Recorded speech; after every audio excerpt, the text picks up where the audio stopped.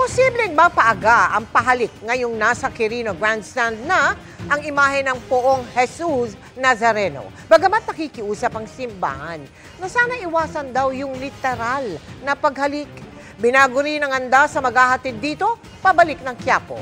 Mula sa Quirino Grandstand sa Maynila, nakatutok live si Ian Cruz. Ian? Yes, Mel, may pagbabago nga sa disenyo ng andas ng Poong Jesus Nazareno. Ito'y parang nga hindi na mahikayat yung mga deboto na pumanik sa andas. Abalang-abala ang Hijos del Nazareno Central sa pag-aayos ng andas ng Poong Jesus Nazareno, lalo 3 araw na lang ang inaabangang traslasyon mula Quirino Grandstand tungo sa Quiapo Church. Ito pa rin daw ang andas na ginamit noong 1 taon pero may binago. Ito yung andas ng Poong Jesus Nazareno at kumpara nung last year, makikita po natin na nakaslide na yung kanyang disenyo. Dati parang pa-square itong disenyo na ito, pero ang sinasabi ng mga ihos na nakakausap natin, sinasampahan ito ng mga deboto. So yung intention nitong paslant na disenyo para hindi nga siya masampahan. At doon naman sa loob nito, mapapansin natin may mga blower sila na ikinabit kasi nung nakaraang taon ay nagka-moist itong salamin. So dahil sa mga blower na yan, sana daw ay hindi na magkaroon muli ng mga moist. Tinanggal na ho namin yung lugar na yun. We believe hindi na ho sila makakasampa sa harapan. Maging yung sa likuran ho, yung natatapakang kapiraso na 2 inches, natanggal na ho yun. Yung wag mag-moist sa loob. Dahil meron kami mga blower na may kinabit din sila. Naglagay kami ng parang exhaust doon sa itaas. Okay. Bali 4. Pero tiyak na didiskarte pa rin ang mga deboto papanik ng andas.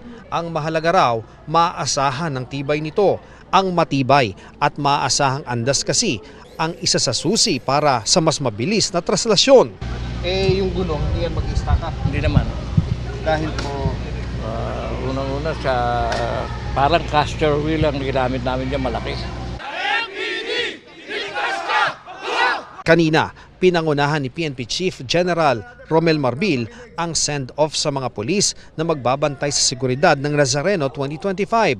Nasa send-off din ang force multipliers gaya ng sundalo, Coast Guard, bumbero, local units ng Maynila, MMDA at Metro Aid. Inaasahang kabuuang 14,500 ang puwersa ng security force para tiyakin ang seguridad sa pista. Wala kami nakikitang threat.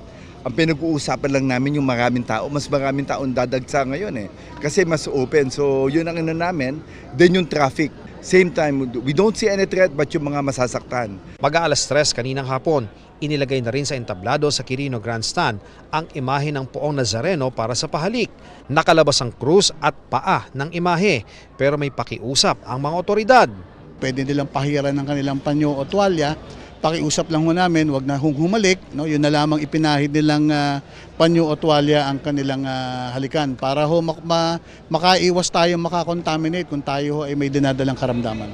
Kahit naman hindi pandemic, mas hygienic na at mas ligtas ang ipunas natin at mag-sanitize tayo on and before ng pagpugay natin. Kaya mas ini-encourage natin yung pagpunas at paghaplos at pag-sanitize bilang bahagi ng pagpupugay sa Poong Nazareno.